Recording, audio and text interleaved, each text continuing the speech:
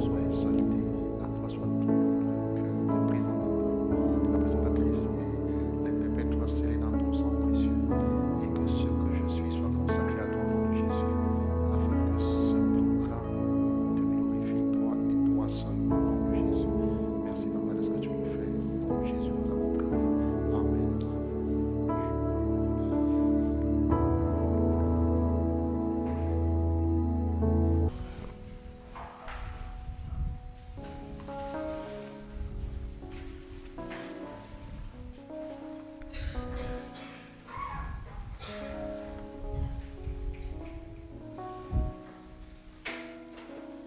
Shalom, peuple de Dieu. S'il vous plaît, vous pouvez un peu augmenter le volume de mon micro. Shalom, peuple de Dieu. Bonjour, bonsoir. C'est vrai que je suis déjà quand même trop absente. C'est pas bien, ça ne joue pas en ma faveur. Non, ça va aller.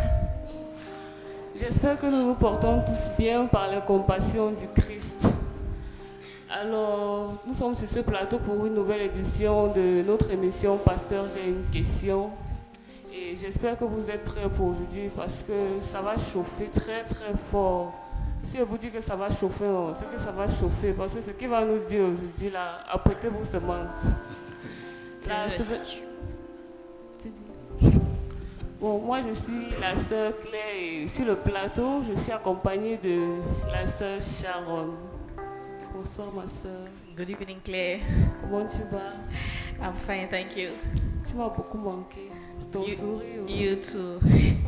I've already tied my belt. You can see I have one. I came prepared.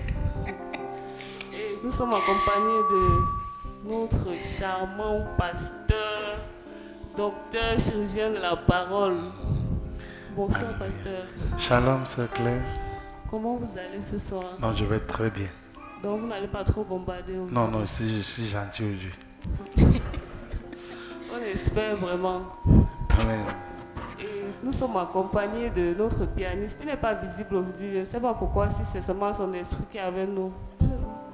Je ne le vois pas. Il est où? Ah, il est derrière le pasteur. Shalom le frère. Amen. Alors, la semaine dernière, on parlait, l'internaute aimerait poser la question de savoir quand est-ce qu'il faut demander les signes. Et puis le pasteur a répondu ici que pour demander un signe, il a pris l'exemple du psaume 84. Donc avant de demander un signe au Seigneur, il faut être sûr qu'il soit ton appui et qu'en lui tu aies mis toute ta confiance. Bon, aujourd'hui ce sont les signes relatifs au mariage. Question relative aux signes concernant le choix d'un conjoint en accord avec 1 Corinthiens 7, 36. Les préoccupations de l'internaute sont les suivantes. Bonsoir pasteur, je me permets de vous adresser plusieurs questions qui me préoccupent. La première, j'ai demandé à Dieu un signe concernant la femme que je souhaite épouser. La nuit suivante, j'ai eu une vision dans laquelle une femme m'a interpellée en me disant que telle était ma future épouse. Par la suite, une autre femme m'a également confirmé cela en parlant de la même personne.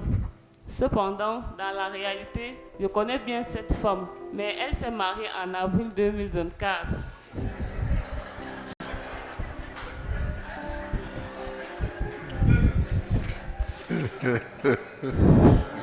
Je me demande si cette vision signifie que cette femme n'a pas épousé son mari, ou bien s'il s'agit d'une vision qui ne vient pas de Dieu, destinée à me distraire. La deuxième, lorsqu'on demande un signe à Dieu concernant son conjoint, peut-on avoir une confirmation et peut-être plusieurs années avant sans que l'autre ne reçoive la révélation aussi? Le Père en Christ reçoit-il toujours la révélation?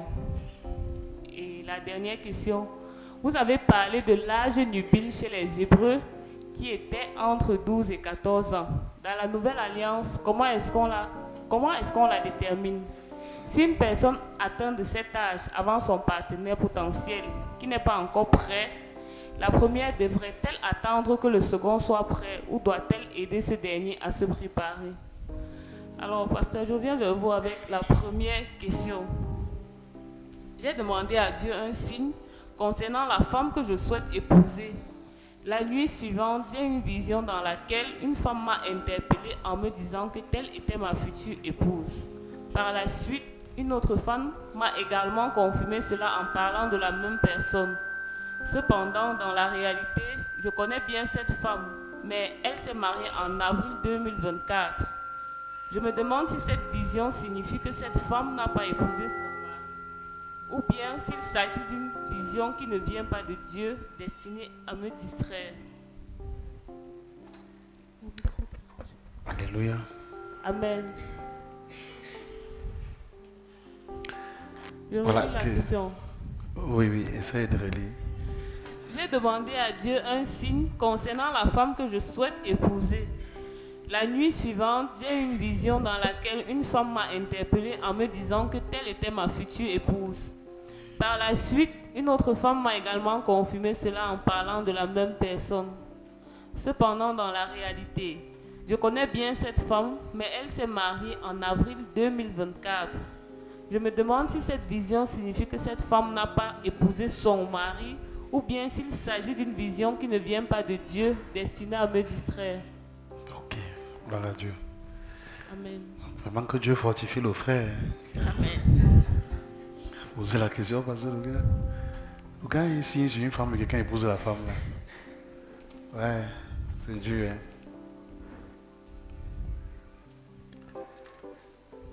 Bon. Vraiment, la fille est mariée, donc.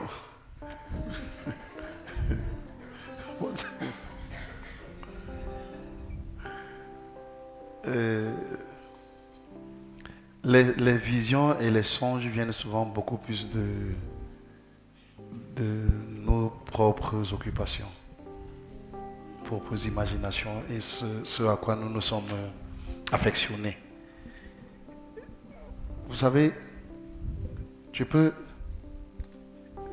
la notion de mariage est tellement complexe que tu peux, même la notion de demander les signes, par rapport au mariage, on parle du choix du conjoint, oui.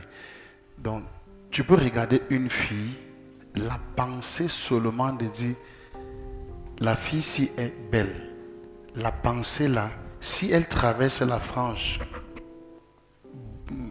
beauté sanctifiée, c'est-à-dire dans le Seigneur, si ça traverse ça, si ta pensée n'est pas saine, c'est bien que tu dises qu'une soeur est belle, hein? C'est pas mauvais de dire, mais si ça traverse, pour toi c'est comme si c'est rien. Mais sache que ça a touché ton âme. Il est très probable que tu puisses la voir dans une vision. Et que tu puisses m'avoir des révélations portant sur cette femme, disant qu'elle est ta femme. C'est très probable. Donc, si c'était effectivement un signe de Dieu, si c'était Dieu qui lui donnait le signe concernant son épouse, ça devait s'accomplir. Parce que Dieu ne ment pas. Oui, Dieu ne ment pas. Et la Bible dit, il n'est pas un homme pour mentir, ni le fils d'un homme pour se repentir. Donc, quand c'est Dieu, Dieu va créer toutes les circonstances afin que ce qu'il a dit s'accomplisse exactement comme il a dit. Ok. Je veux que vous notiez une chose concernant la définition d'un signe. Un signe est une marque. Quand on parle d'un signe, c'est une marque. Je ne sais pas si vous comprenez un peu quand je dis marque. Vous voyez un peu lorsque Dieu a marqué Caïn. Quand on dit qu'un signe est une marque, ça veut dire que quand Dieu vient marquer, ça veut dire que toute la création obéit à ça. Amen. Toute la création, le signe de Dieu ne rate jamais. Oui. Toute la création, donc quand on dit que Dieu a envoyé un signe, en fait, il faut savoir que Dieu a marqué. Il a marqué déjà. Et comme il a marqué là, ça incline obligatoirement les démons. Ça incline les forces ténébreuses. Quelle que soit la classe diabolique, ça t'incline à te soumettre à ce signe-là. D'accord? Donc, s'il a eu une vision concernant une femme, et que au sortir de sa vision, il s'est rendu compte que la vision était et que la femme est déjà mariée, vraiment je le conseille d'oublier cette femme. Dieu l'aime trop et Dieu ne peut pas le mentir. Et qu'il soit fortifié. Et que Dieu, dans ce programme où nous parlons, je crois que depuis au moins 3 fois on parle des signes. Donc que Dieu lui accorde sa part de signes. Amen. Parce que je crois que le signe là n'est pas de Dieu. Ok. J'ai entendu des histoires comme quoi tu vois un pasteur qui est marié et puis une fille à l'église arrive et dit qu'elle a la vision qu'elle est la vraie femme du pasteur.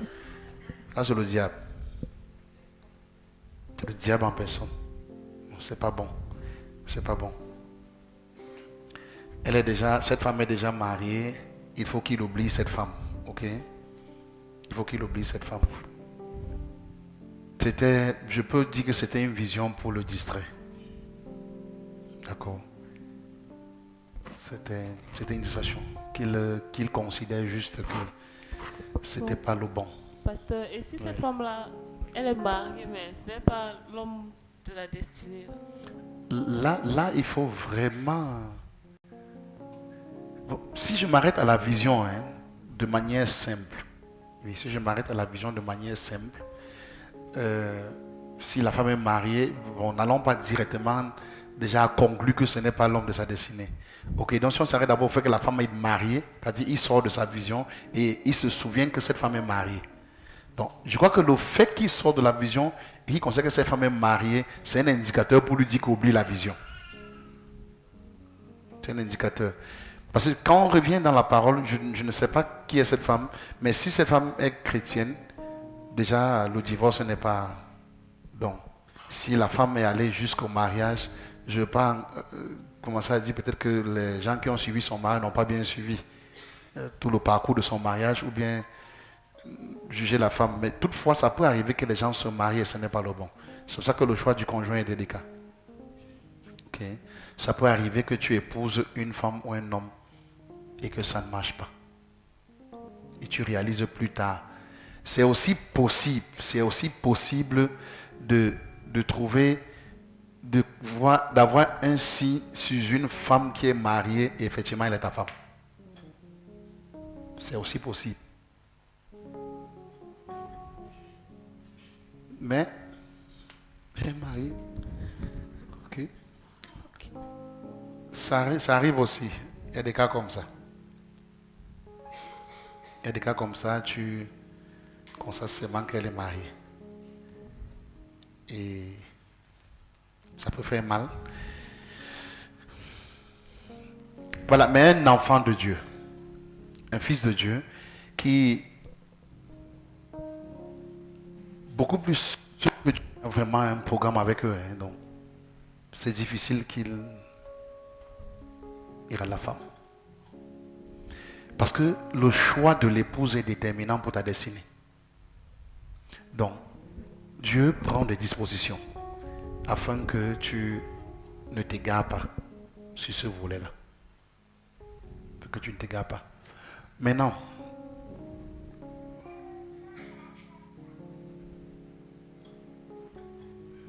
s'il connaît la fille et qu'il a des informations, s'il y avait une relation entre cette fille et lui, peut-être ça peut être pas une relation intime, mais peut-être une relation de connaissance simple, et qu'il côtoie cette fille, il peut avoir des informations si la fille vit bien et tout est consort. Et peut-être là, sur la base de là, on peut l'orienter. Est-ce qu'elle souffre? Est-ce que c'est un foyer de malheur? Parce qu'il y a des foyers que quand tu entres le premier jour, tu sais que tu es dans un malheur. Okay. Premier jour. Ça, je vous dis. Il y a des foyers que même la nuit de noces, c'est gâté. Que Dieu te délivre à la nuit de noces. Ok. Oui, Dieu te fait grâce à la nuit de noces. C'est là où tu réalises que ce n'est pas le bon. Tu as fait un mauvais choix. Oui. Donc maintenant, si dans ce protocole-là, si tu réalises ça, là, qu'il se comporte comme un intercesseur et comme une aide pour cette femme pour traverser cette période, parce que la femme va traverser une période difficile. Je connais une personne très proche à moi qui a fait un mariage qui était très mauvais et qui a su le jour qu'elle est dans le foyer. Et lorsqu'elle est dans le foyer, quand elle a su ça, la chose est déjà faite. Et la personne qu'elle devait épouser était dehors. C'était un camarade de classe. Et lui, il a suivi de près. Et pour finir un jour, il a épousé. Ça peut aussi arriver. Donc il y a des cas comme ça. Mais je ne voudrais pas directement qu'on pense déjà à ça. Okay? Parce que nous, en tant que les chrétiens, on ne pense pas rapidement séparation, divorce, quoi que ce soit. On ne pense pas à ça. On se dit qu'on peut faire quelque chose. On se dit que Dieu peut faire grâce. Maintenant, si ça n'arrive pas, ok. D'accord? Donc le seul conseil qu'il peut lui donner, c'est d'oublier la fille là. Vraiment pour le moment. S'il se focalise là-bas, alors que sa femme est à venir, ça va le rendre aveugle. Oui. Donc, il va souffrir pour rien. Donc, s'il peut laisser cette femme-là, il oublie cette fille-là, considère qu'elle est mariée, et puis même qu'il bénisse la grâce de mariage qu'elle a. Là, sa part de grâce va venir. Et ces signes, Dieu va envoyer facilement. Mais je crois que pendant ce programme, Dieu va lui faire grâce en lui donnant de bons signes. Amen. Dites aux frères d'être en paix. Dis-lui d'être vraiment en paix, de supporter ce moment et d'oublier cette femme. Oui. C'est peut-être un peu dur. Je vois que tu es un peu... Tu trouves un peu dur ce que je dis? Non, pas difficile. J'essaie de me mettre à sa place. Oui, ok. Non, vivement qu'il oublie, C'est nettement mieux. Ça va le permettre d'avancer. Parce que quand il pose la question, on est en avril 2024, c'est ça? Avril 2024, nous sommes en février 2025. Tu vois que depuis avril 2024, il a ça dans le cœur. Ça veut dire que quelque part, il a encore un petit espoir. Donc que l'espoir là sort de ton cœur au nom de Jésus. Amen. Afin que tu laisses la fille d'autrui mariée. Inconsciemment, tu deviens toi-même dangereux, hein, inconsciemment. Oui, parce que la pensée de... c'est Jésus qui dit, hein, il dit que si tu regardes, il y a une femme mariée, j'ai à penser même ce que tu es en train de commettre l'adultère. D'accord? Donc, qu'il oublie cette femme pour sa paix. Et Dieu lui-même va l'éclairer au moment opportun. Le Seigneur l'aime. Il n'y a pas de problème. Ce n'est pas la seule femme sur la terre. Il y a beaucoup de jolies femmes. Il y a beaucoup de jolies femmes. Et il y a beaucoup de femmes qui vont beaucoup l'aimer. Donc, bien aimé, si tu entends cette parole ce soir, que Dieu te bénisse. Amen. Et que Dieu t'accorde la femme que tu vas épouser. Amen. Et qu'il te donne les signes dont tu as besoin pour être plus situé. Amen. Avant de te marier. Amen. Amen. Oui, je pense que c'est ce que je peux dire à ce garçon dans ce cas. La deuxième préoccupation de l'internaute est la suivante. Lorsqu'on demande un signe à Dieu concernant son conjoint, peut-on avoir une confirmation et peut-être plusieurs années avant sans que l'autre ne reçoive la révélation aussi? Lorsqu'on demande un signe à Dieu concernant son conjoint, est-ce qu'il peut avoir une confirmation? De quelle façon? Sans que l'autre ne reçoive la confirmation. Plusieurs années avant. Sans que l'autre ne reçoive. Il a sa confirmation plusieurs années. Avant. Et l'autre ne reçoit pas. Et ça peut arriver que l'autre ne reçoive pas. Ça peut arriver que l'autre ne reçoive pas. Si nous prenons par exemple le cas de... Le mariage, le modèle parfait du mariage biblique, c'est celui d'Isaac et Rebecca. Mais quand vous étudiez la parole, vous n'allez pas voir quelque part où Rebecca a demandé un signe. Ok? Elle n'a pas demandé de signe, mais la personne qui a demandé le signe, c'est Eliezer, en d'autres termes, Isaac. Ok? C'est-à-dire, on peut dire par ricochet, d'accord? Isaac qui a demandé le signe. Donc, Rebecca n'a pas demandé de signe. C'est comme si la puissance du signe, ce que j'essaie de vous dire depuis quelques semaines, c'est que le signe est puissant. Hein? Lorsque le signe arrive, comme j'ai dit, il plie la nature. Il amène la nature et toute la création à obéir à ce signe. Donc ce qui fait que c'est comme si le signe que Eliezer demande par rapport à l'épouse pour Isaac, le signe étant révélé, est venu avec une telle puissance qui a obligé même Rebecca à se plier inconsciemment à faire ce que le signe a dit. Vous comprenez un peu? Hein?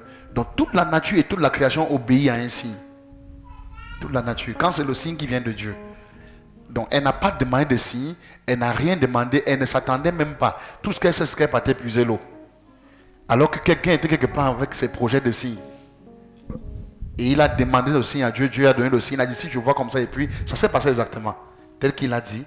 Et quand elle est arrivée au puits, ce qu'il a dit, elle a fait ça exactement. Il a compris que ça, c'est le signe qu'il a demandé à Dieu. Mais elle n'a rien demandé. Donc, une partie peut demander un signe, l'autre partie ne demande rien. Vice versa, ce n'est pas toujours obligé que ce soit l'homme qui demande le signe. La femme peut demander le signe, elle voit le signe, l'homme ne voit rien. Moi, particulièrement, je n'étais pas informé que Macha est mon épouse. Mais Macha savait que je suis son époux. Ok? Elle avait demandé ses signes à Dieu. Et le jour qu'elle m'a vu pour la première fois, elle a pris son cahier, elle a retrouvé tout ça. Et elle était tranquille, elle ne m'a pas dit. On était dans la même classe, elle savait. Mais elle était très calme, mais elle savait que c'est moi. Elle n'a pas parlé. Moi, j'étais avec elle, je ne savais pas. Je n'avais aucune information. Je n'avais rien dans la tête. Mais elle avait déjà des informations sur moi. Ok? Donc ça peut être vice versa. Mais une fois que tu as déjà tes signes, que tu as la confirmation de tes signes, tant que c'est Dieu, ça va s'accomplir. Quelque chose va se passer, la personne va se plier. Tant que c'est Dieu. Ok? Vous voyez que c'est comme une marque. C'est comme une marque. Tu es déjà marqué. Bon, pasteur, maintenant, et si tu demandes des signes à Dieu, les signes qu'il envoie là, ça ne te plaît pas? Genre...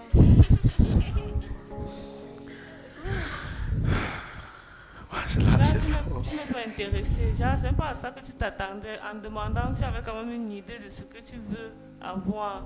Maintenant, il t'apporte le contraire. Bon, tant que c'est Dieu,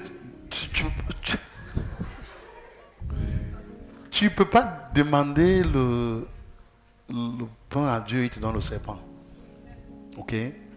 Tant que c'est Dieu qui t'envoie un signe, c'est l'excellence pour toi. C'est la perfection pour toi. Et comme j'ai dit, même si tu ne voulais pas, tu vas te plier. Même si tu ne voulais pas, tu vas te plier à ça. Ok? C'est vrai que parfois, on peut avoir quelque chose dans notre cœur, non? Et puis on est surpris que, hey, c'est quelle qualité comme ça? La qualité, là, quand ça devient bon, on ne t'arrête plus haut. À un moment donné, tu commences à aimer la chose là. D'accord. Oui. Bon, le conseil que je peux donner, évitez, bon, c'est biblique de dire à Dieu, par exemple, Seigneur, si tel est mon mari, je veux le voir entrer avec ce micro-ci, qui a le bout rouge-ci, ok, et le bras en or, d'accord? Ok, tu peux demander ça à Dieu. Ce n'est pas un problème, mais c'est enfantin. C'est un bas niveau. La maturité spirituelle, pour nous, ce que Gédéon a fait en disant, Seigneur, si c'est toi, qu'il pleuve ici.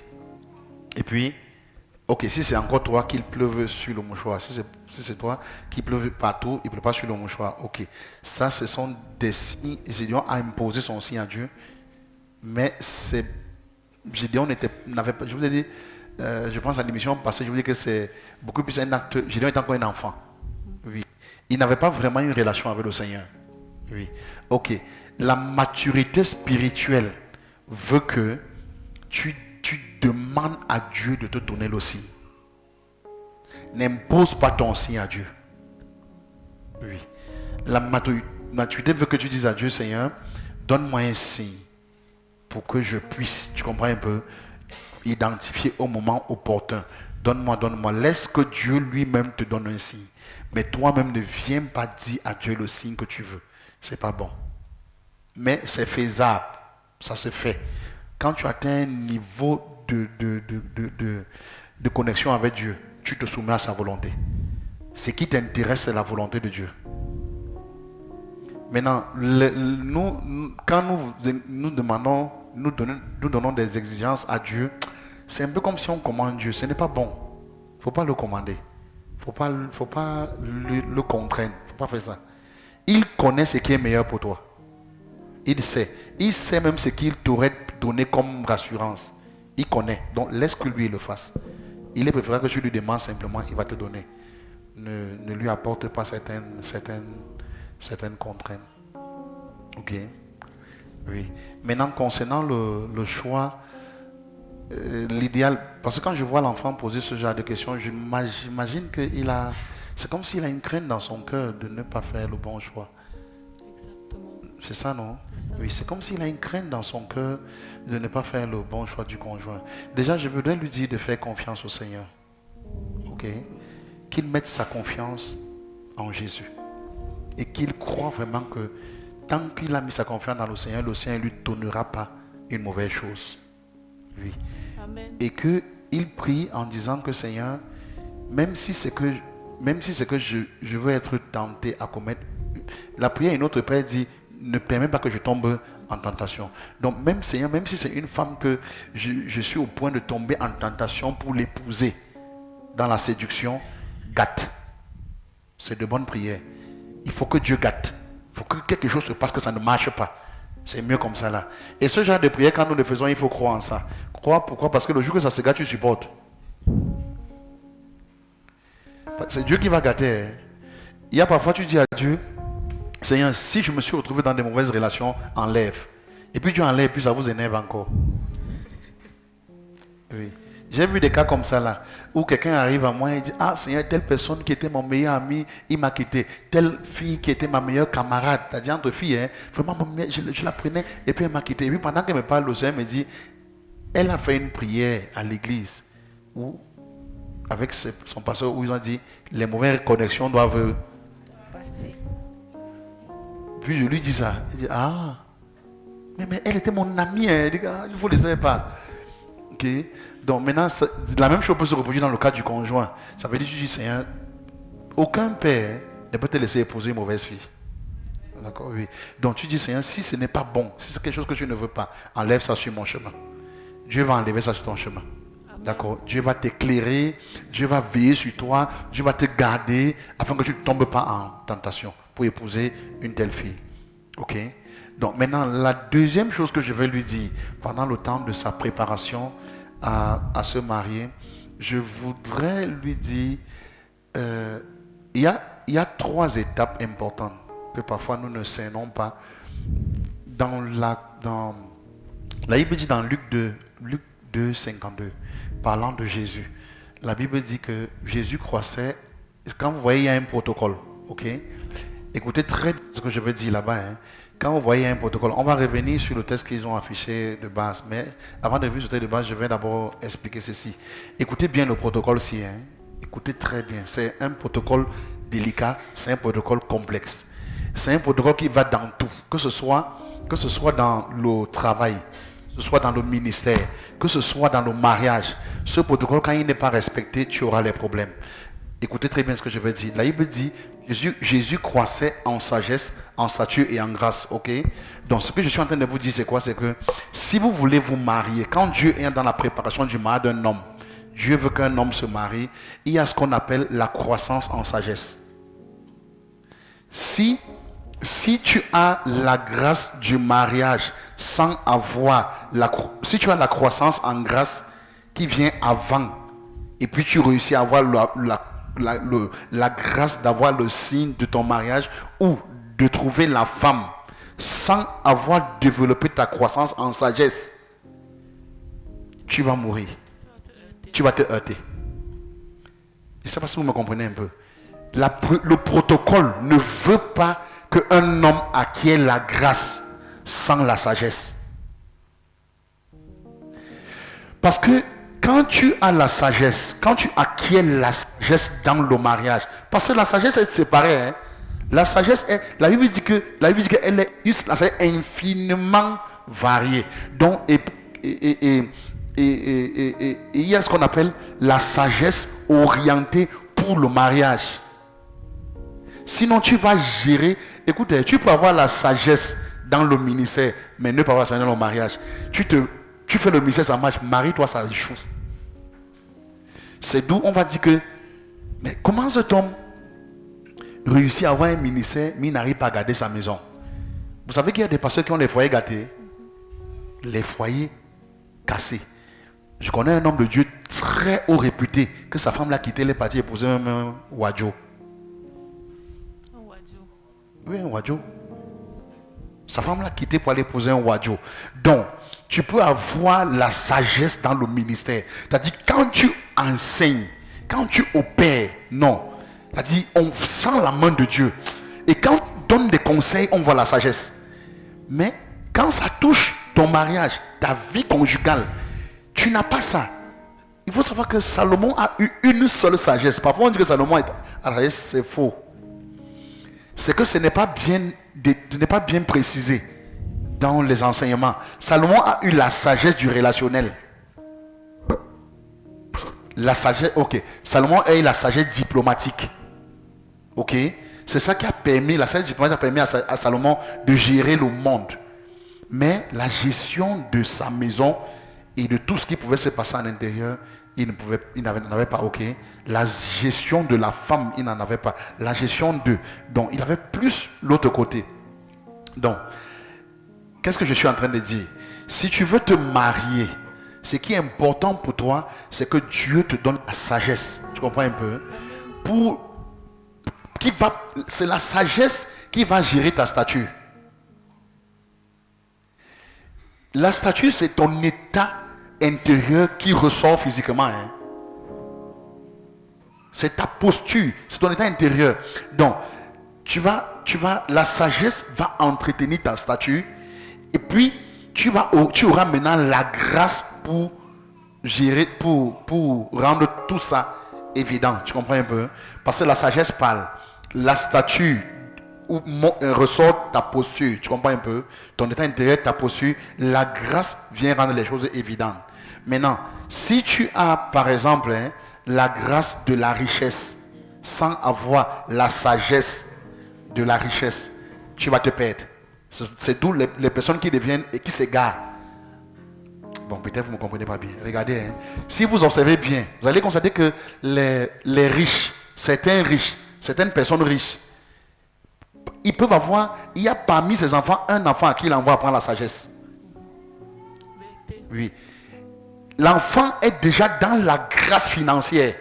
Mais il sait que la grâce financière va tuer l'enfant-ci. Or, l'enfant-ci est un héritier. Comme il est un héritier, mais il est encore enfant. Alors, il faut que je lui donne des administrateurs, des tuteurs qui vont le préparer. Le préparer là, c'est lui enseigner la sagesse.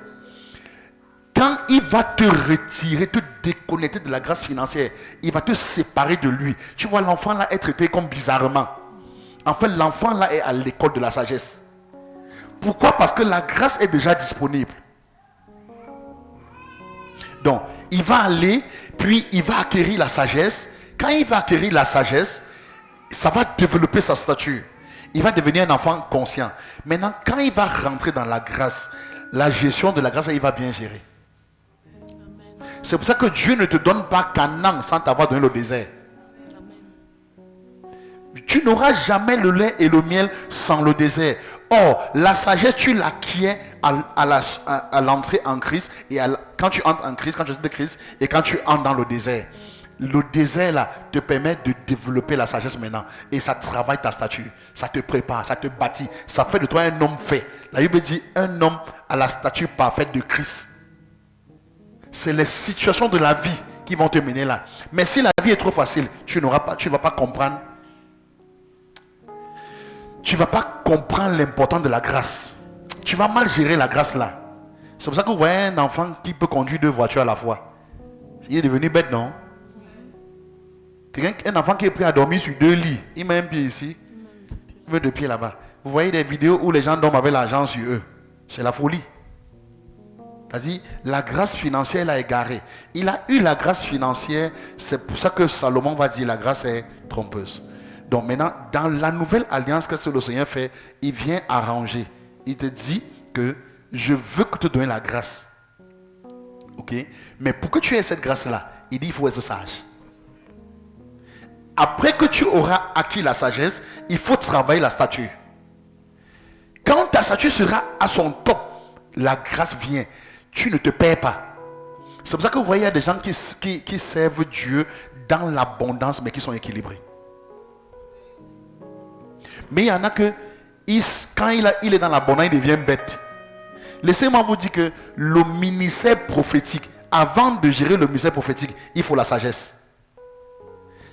Et puis la stature, avant d'avoir l'abondance de la grâce prophétique. Sinon, tu te perds. Si tu commences directement à manifester le don prophétique, ou si tu commences directement à manifester le don de guérison, sans avoir acquis la sagesse et la stature, on va dire imposer les mains, tu vas imposer les pieds. Mais ce qui est étonnant, tu vas imposer les pieds, la personne sera guérie. Mais tu es en train de perdre. Tu vas en dériver. L'autre jour, je voyais une vidéo où un enfant priait à l'église. Il a un don de guérison et un don de on me disait que ce soit deux dons. Donc il y avait comme don de guérison, un don de prophétie, quelque chose de ce genre. Et puis, le gars commence à prier. Il y a la manifestation de l'esprit. Et puis, pendant qu'il prie, il prend un pied, il pose sur le pupitre. Et il prie. C'est son garde de quoi qui vient enlever le pied. Sur le pied, il dit que tu es fou. Tu mets le pied sur le pupitre. Vous comprenez ce que c'est de dire? L'enfant prend son pied, il est en plein culte, les gens sont assis. Il prend le pied, il met sur le pupitre. Il a un pied, il est debout avec le micro, il prie. Et puis il se manifeste. Mais c'est son garde de corps qui vient enlever son pied, il lui dit que tu es malade. Ce que vous voyez là, c'est que il est le plus souvent quand vous allez voir ça, je ne vais pas citer les noms ici, hein, le plus souvent quand vous allez voir ça, l'enfant là a un père qui a déjà déclenché l'abondance de la grâce. Et il est en train de jouir de ça. Mais sauf que ça va le perdre. Il serait mieux pour le père là d'éloigner l'enfant là de lui.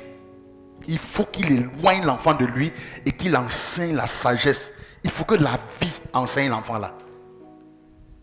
Il faut qu'il soit éduqué. Il faut avant maintenant de le reprendre et de lui donner la responsabilité là.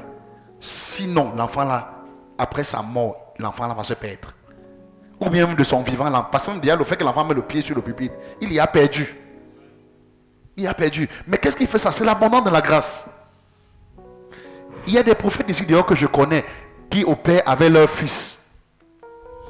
Et quand vous observez, le fils est déjà imbu. Même quand tu le vois prophétiser, le fils est déjà imbu. C'est qu'il est rentré dans cette grâce-là. Et ce n'est pas bon. L'enfant n'a pas de sagesse, l'enfant n'a aucune stature, mais l'enfant est déjà en train de jouir de la grâce. La grâce est trompeuse. Il faut le savoir. Donc, qu'est-ce que je suis en train de dire? Pour revenir au mariage. Quand tu as acquis la sagesse dans le mariage et que tu as travaillé la stature, tu comprends un peu? Je vais vous dire une chose bizarre. Hein? Lorsque tu trouves une femme qui te plaît et que tu désires épouser cette femme-là, tu auras la sagesse de la manager. Tu vas gagner la femme-là. Même si tu n'as pas consulté Dieu, hein, et que tu as trouvé une femme qui te plaît, et que tu l'aimes, et que vraiment tu es sincère, tu lui dis je veux t'épouser, et qu'elle-même, elle n'a pas peut-être de révélations, et qu'elle décide simplement aussi parce que elle a un penchant, elle a senti un penchant, et tout, et elle décide de te suivre. La façon dont tu vas faire avec cette femme, la femme là va t'aimer jusqu'à sa mort. Parce que tu es un homme sage et tu as un statut parfait qui te permet de gérer une femme. Tu as la maturité qui te permet de gérer une femme. Et puis la grâce est là pour produire toutes choses dans votre vie. Ok? La grâce va vous aider maintenant. Quand ça n'ira pas, la grâce va vous soutenir. Elle vient. La grâce est comme l'huile. Hein? La grâce est comme l'huile. Donc là où c'est un peu difficile, elle vient, elle ramollit ça, elle rend ça plus facile. La grâce c'est un peu comme ça là. Là où c'est comme la pluie, n'est-ce pas? Qui vient tomber sur une terre sèche et la terre là devient molle. C'est comme ça la grâce. Ok? Mais si la pluie vient tomber sur une terre, c'est pour ça que la pluie n'est pas tombée. Il fallait quelque chose de formé. Ok? Formé qui reçoit l'abondance de la grâce. Il faut que ce soit formé afin de recevoir l'abondance de la grâce. Si ce n'est pas formé, si je n'ai pas déjà formé et que la grâce vient, ça sera n'importe quoi. Il y a toujours une préparation. Quand vous prenez la Bible, vous allez constater que Dieu, avant de donner Ève à Adam, lui a dit qu'il va le préparer. Ok? il y a toujours un temps de préparation. Le temps de préparation, là, c'est le temps d'acquisition de la sagesse. Il dit, je vais voir comment tu vas nommer les animaux. Dans le temps, là, ce qu'on appelle la sagesse, tu comprends un peu? Il voulait développer la sagesse et préparer l'état intérieur de Adam pour gérer Ève. Et Adam a su gérer sa femme. Ok? Donc, c'est les mêmes cas. C'est important, c'est très capital de travailler, de prendre ce temps de préparation. Maintenant, dans le protocole normal, si on revient avec le test de base qu'ils ont donné, vraiment, écoutez bien ce que je vais vous dire cette partie. De grâce, si vous voulez vous marier, je peux vous assurer, bibliquement parlant, votre père a un mois dit. C'était la deuxième préoccupation de la deuxième question. Ok, oui. Qu'est-ce qu'il dit là? Le Père en Christ, Oui. reçoit-il toujours la révélation? Non. Il ne reçoit pas toujours la révélation, mais il peut... Avoir un mot à dire. Oui, il peut avoir un mot à dire. Ok. Dieu peut ne rien lui dire, ok? Mais il peut sentir la saison pour l'office d'être prêt pour se marier. Ok? Il peut sentir. C'est Abraham qui a senti qu'il est temps pour Isaac. Et Abraham a dit la parole, ok? Et quand Abraham a dit la parole, c'est comme si la parole est sortie avec puissance. Maintenant, du côté de la femme, c'est toujours le père aussi. Et c'est le père qui donne la femme en mariage. D'accord? C'est pour ça que le test, ce n'est pas un amusement. Si quelqu'un regarde comme déshonorant pour sa fille, j'ai l'impression que dans l'époque actuelle, c'est les filles qui choisissent leur mari. Hein? C'est bizarre, hein?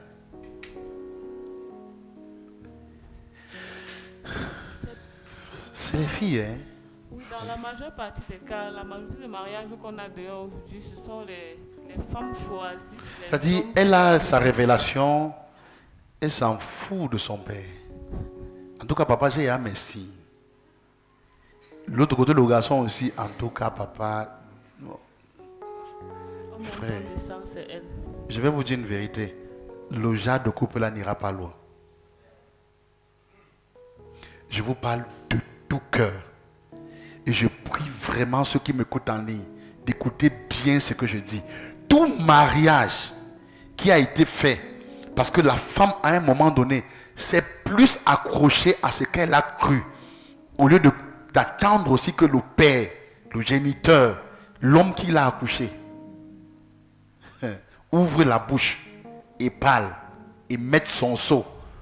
Le mari là va chavirer avec le temps. Ça ne va pas tenir. Ne démontre jamais à ton père. Quand je vois une fille faire ça, je sais que c'est fini pour toi. Je sais. Je peux vous assurer, à longue, le foyer là ne tient pas. C'est misérable. Et quand vous allez faire, je vous parle en tant que, non seulement je vous parle en tant qu'un homme spirituel, mais je vous parle aussi en tant que père. Pour dire, j'ai déjà étudié des cas. Les cas de moi que j'ai étudiés, si c'est petit, c'est dans la centaine. Des cas. Et la moitié des cas des foyers troubles, rentrez à l'origine, vous allez voir.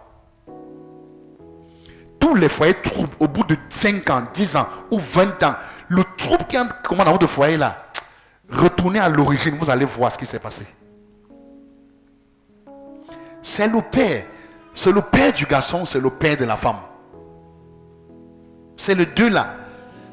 Et si les pères, si quand le fils a aussi un père spirituel, le poids du père spirituel pèse aussi. Dans ce qu'il dit, ça a un poids. Et pareil que la fille. Ça a un poids. Donc quand c'est pas bien réglé des deux côtés là, et vous tentez de manipuler le pasteur, vous manipulez les parents, vous manipulez les pasteurs, et vous venez vous marier, vous allez confirmer.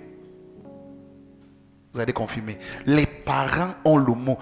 Tu peux venir dire à ton père, papa, voilà, j'ai trouvé une femme. Laisse le soin à ton père de regarder. Ce que le père voit, tu ne vois pas. Et je tiens à vous dire une chose. C'est pour ceux qui ne sont pas encore mariés. Parce que ceux qui sont mariés sont en train de chauffer dans le foyer. Qui ne vous trompe pas quand ils voient les voyez sortent le matin, ils s'arrêtent les mains là, il y a trop de façades. Je vous conseille. Il y a beaucoup de façades derrière ça. Ils sortent et puis vous voyez le matin, ils sortent, ils sont dans la même voiture. Et puis on va dire, hé le frère Simongo, la soeur Simono, voilà, ok, c'est bien. Et puis vous appréciez. D'accord. C'est dedans là. C'est chaud, hein? Ça brûle. Ça brûle, hein?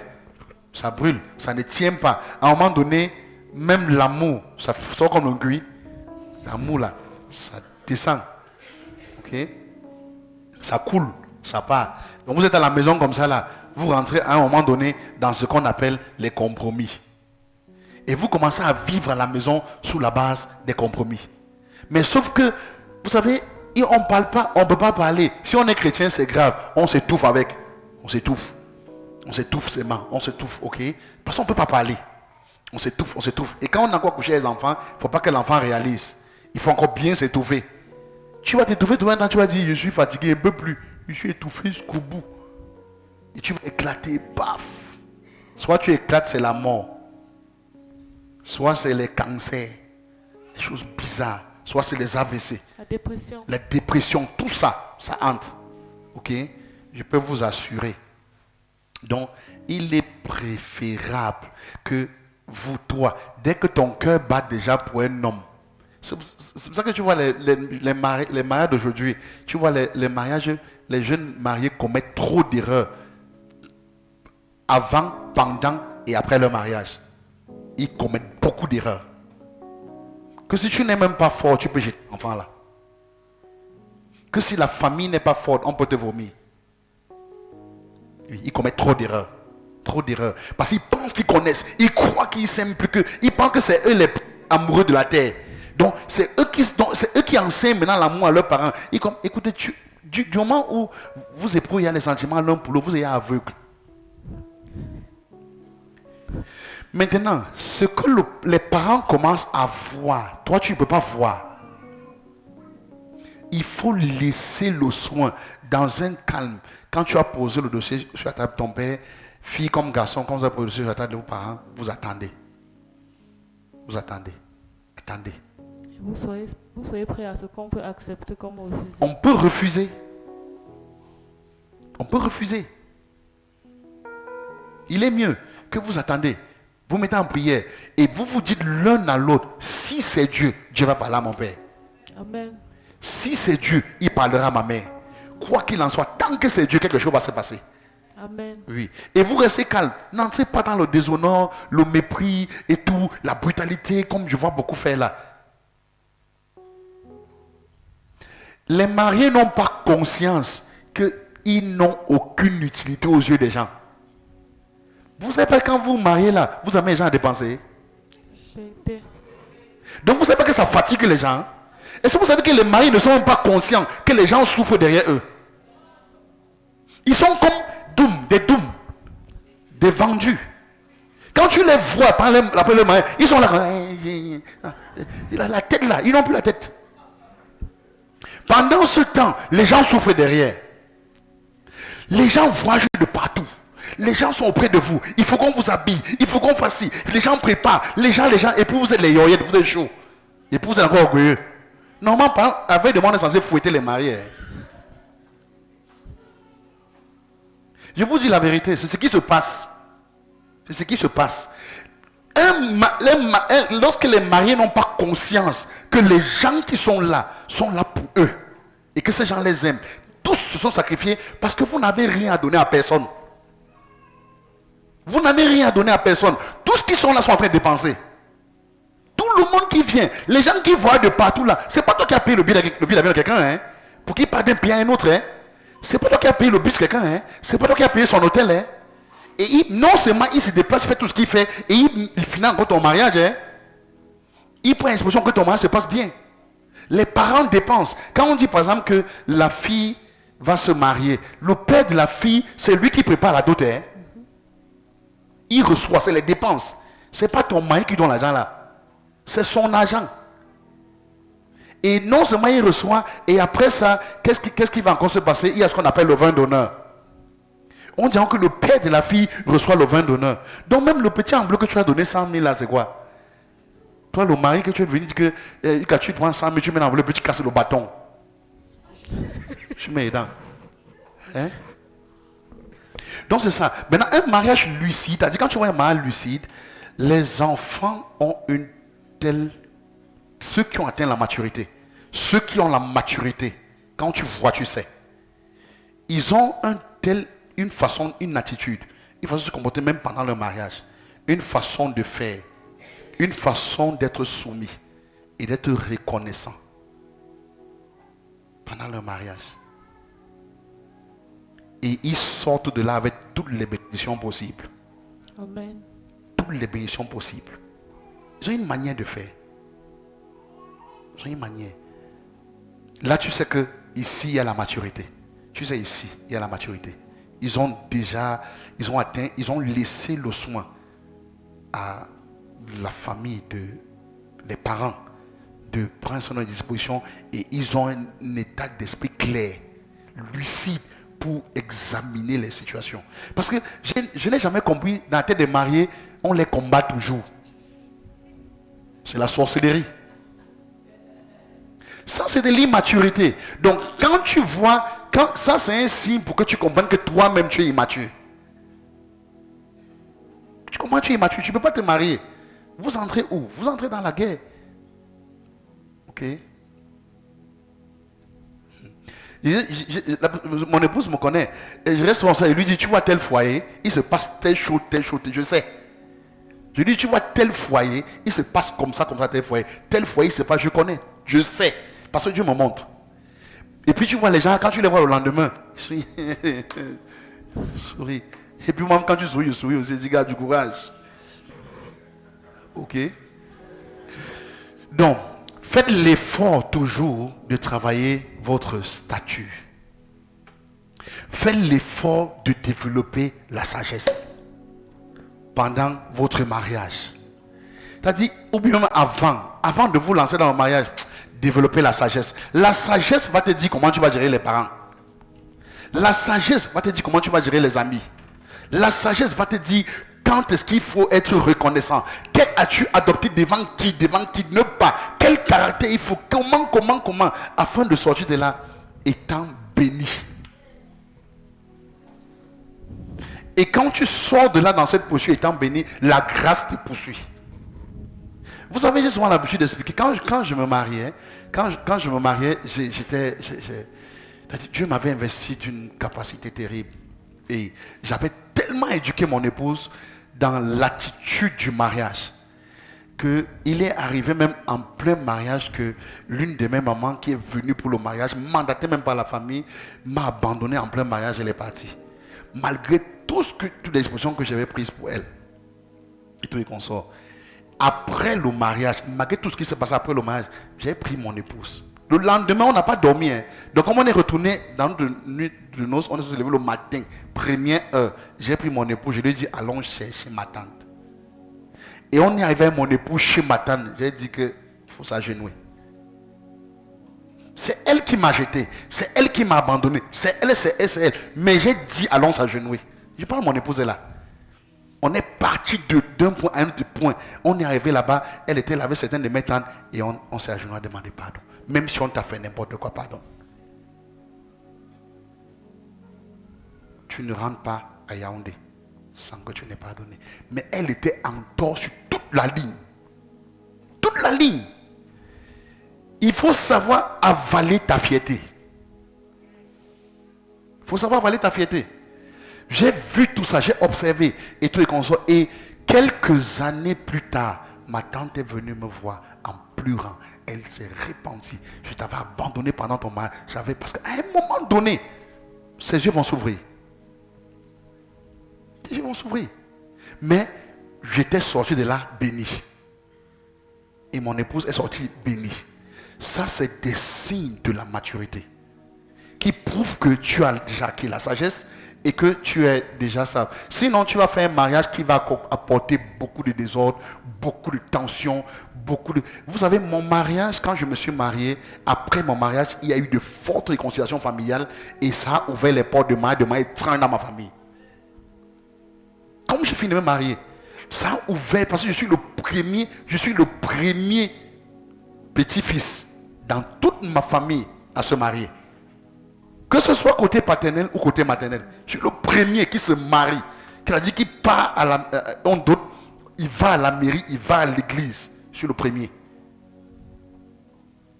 Il n'y avait pas chez nous. Ce qui fait qu'on entendait mariage, c'était un film. C'était pas possible. Après ça, la réconciliation qui est venue dans la famille, et puis les mariages ont déclenché. Les mariages ont suivi, les mariages ont suivi. Ok? Mais si je me comportais mal, je devais gâter. Je devais gâter. Ok? Donc, il est important de savoir laisser. Si quelqu'un regarde comme déshonorant pour sa fille de dépasser l'âge nubile, ou comme nécessaire de la marier, qu'il fasse ce qu'il... Vous croyez au mot aussi? Que le père fasse ce qu'il veut. C'est dur. Ça veut dire que le père fait ce qu'il veut. Disons ensemble, veut. Veut. Qu'il fasse ce qu'il veut. Il ne pêche point. Il ne pêche pas. Donc quand tu es en train de penser que mon père commet une erreur, mais il n'est pas en train de commettre l'erreur, il n'est pas en train de pécher. La Bible dit qu'il fasse ce qu'il veut. C'est le père. Donc, en parlant du choix du conjoint, je peux laisser, on peut donner toutes les méthodes. On peut donner toutes les méthodes aux enfants, hein, à l'homme et la femme. On peut les éduquer, mais je vous assure, le choix vient du père. C'est le père. C'est lui. Au moment opportun, il sait ce qui est bien pour toi. Il sait. Il sait ce qui est bien pour toi. Quand il regarde, il n'a pas besoin, il observe, il se dit, ah, la fille, ce qui vient, est-ce qu'elle pourra, et puis, réfléchir. Mais, le plus souvent, lorsque ton père t'a déjà regardé, et que ton père te dit, mon fils, il est temps pour toi de te marier. La parole qui est sortie là va amener la femme. Amen. Quand le père a dit ça, ça va aller chercher la femme. Et ça va amener. Et quand le père dit ça, c'est que le père te fait déjà confiance. C'est qu'il a observé un certain nombre de choses. Et il te fait déjà confiance. Il y a des enfants, il y a des gens que moi, quand ils regardent, ils disent que mieux celui-ci ne se marie pas. Mieux laisser celui-ci comme ça. Il y a même des filles que tu dis que laissez-la d'abord à la maison comme ça. Mon père dit souvent ça. N'est-ce pas, non? Voilà. Quand tu regardes, tu dis que il y a des gens qui se marient, vous savez, on le regarde, on dit ok, en tout cas, il faut quand même une descendance pour lui. On bataille, on prend la femme, on donne, on fait ceci, on fait cela. Un bon matin, il tape, il botte, il chasse. Ouais, pourquoi tu as chassé? Oh, tout comme ça. On prend encore, on arrange, on fait ci. Lui là, il faut le laisser comme ça. Ok? Le père dit qu'il fasse ce qu'il veut. Il faut le laisser. Il faut le laisser là comme ça. Là. Ça va servir à rien. Ça sera des problèmes pour rien. Ok? Donc, le père spirituel ou le père biologique, les deux ont un mot à dire sur le mariage. Que ce soit le père spirituel, que ce soit le père biologique. Les deux ont un mot à dire. Mais, il ne faut pas toujours les forcer à avoir la révélation. Pourquoi je dis ça? Quand il dit révélation, je vous dis la révélation sur la fille, non? Est-ce qu'Abraham avait vu Rebecca? Il n'a pas eu de révélation. Ok, c'est pour ça que je dis que je prends le modèle biblique. Et c'est le modèle par excellence. Donc, Abraham a senti qu'il est temps pour l'enfant de se marier. Et Abraham va dire, Isaac, il est l'heure que tu te maries, il va appeler Eliezer, il va lui dire.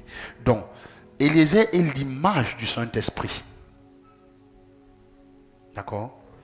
Et Abraham est beaucoup plus l'image de Dieu le Père. Isaac est l'image du Christ. C'est un peu ça. Donc maintenant, quand Abraham dit Isaac, c'est pour ça que les apôtres posent une question à Jésus. Ils disent, quand est-ce que le mariage, quand est-ce que l'époux viendra nous chercher? Vous savez ce que Jésus dit? Il dit que seul le Père sait. Personne ne sait. Seul le Père sait. Il est le Fils, non? Mais il ne peut pas répondre à cette question. Il dit ce que vous demandez, c'est seul le Père connaît. Ce qui vous intéresse pour le moment, concentrez-vous à recevoir le Saint-Esprit, à vous bâtir, à vous préparer et à aller gagner les âmes pour les préparer le temps que le Père a, comme l'a dit dans sa préscience, ce qu'il va faire. Ça ne vous concerne pas pour le moment. D'accord? Oui, c'est des images. C'est pour ça que Paul voyait ça. Ok, laissons un peu pour les... Quand vous regardez la classe aristocratique, vous savez que c'est les pères qui mariaient les filles. C'était comme ça. Il réfléchissait et il dit, je vais aller voir tel duc. Et le duc là a un fils. Et il dit à sa fille, tu épouseras le fils de tel duc. Ou bien, si c'est la royauté, il dit, il y a une princesse à tel endroit. Il dit à son fils, il y a une princesse à tel... Tu vas épouser la fille de tel roi. C'était pas... La fille n'a pas parole, le fils même n'a pas parole. C'était comme ça. C'était biblique. Et le modèle là continue jusqu'aujourd'hui. C'est juste que l'émancipation est forte, hein? Mais il y a des classes aristocratiques qui ont gardé le rythme. Qui ont gardé le rythme. Qui continuent ça. Ok? Donc, même si le Père n'a pas la révélation visuelle de la fille que tu vas épouser, mais le Père a l'esprit pour dire et ça arrive. Bon, j'ai dit le Père. Je ne dis pas l'accoucheur. Ça aussi est différent. Il y a des gens qui accouchent, mais ils ne sont ni papa ni père. À l'enfant là, Dieu lui donnera un père. Amen. Parce que son géniteur n'est ni papa ni père. C'est un voyou.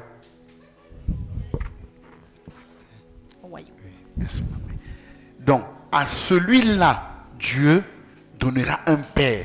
Et quand Dieu va lui donner un père, c'est quand le père là va parler. Ça va déclencher. Oui. C'est pour ça que vous allez voir, il y a certains papas, quand il reste, ton géniteur, quand il reste lui-même, il sait que ton vrai père, il dit, va voir tel. Il sait que lui, non, honnêtement, il a seulement bombardé. Il est conscient. Mais celui qui a joué le rôle de père, il sait que c'est telle personne. Il dit, va voir tel. Et la personne qui a joué le rôle de père, là, ne joue pas avec lui.